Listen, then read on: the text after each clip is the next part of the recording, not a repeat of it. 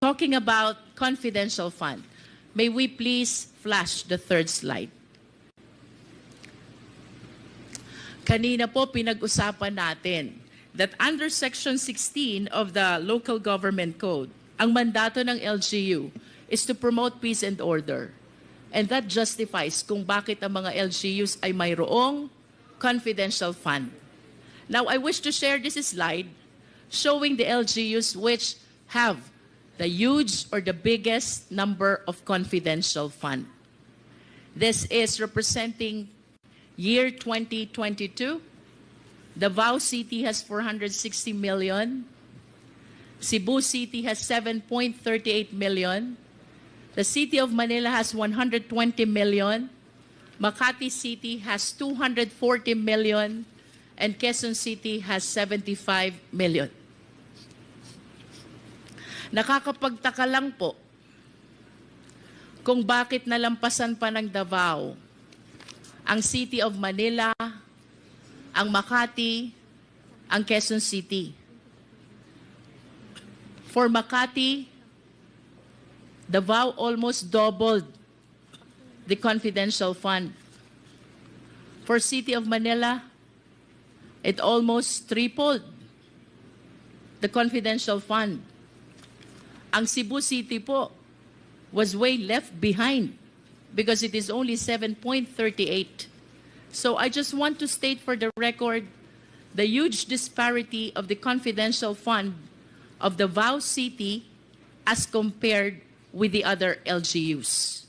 We have on the screen Cebu City, 7.38, City of Manila, 120 million, Makati City, 240 million, Quezon City, 75 million, while Davao, it skyrocketed to 460 million. May we request the Secretariat to please flash the fourth slide. This is the history of confidential fund of Davao City. 2016, it is 144 million. 2017, it is 294. 2018, it's 420. 2019, it is 460.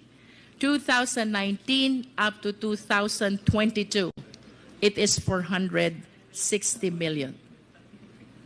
I just wish to state for the record, Mr. Chair, that while we acknowledge that the LGU is entitled to confidential fund because under Section 16 of the Local Government Code, bahagi po ng mandato nila is the promotion of peace and order.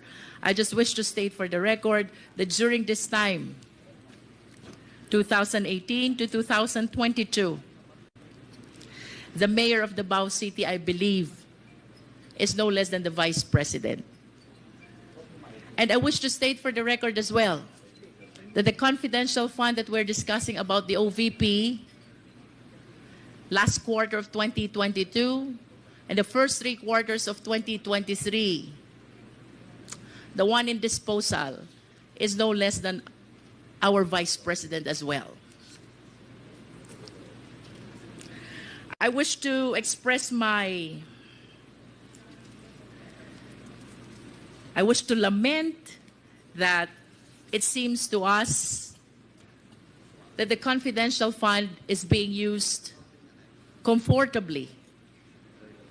We have to emphasize that it is addressing a very important reason, and that is the promotion of peace and order, conduct of surveillance activities, including matters concerning national security.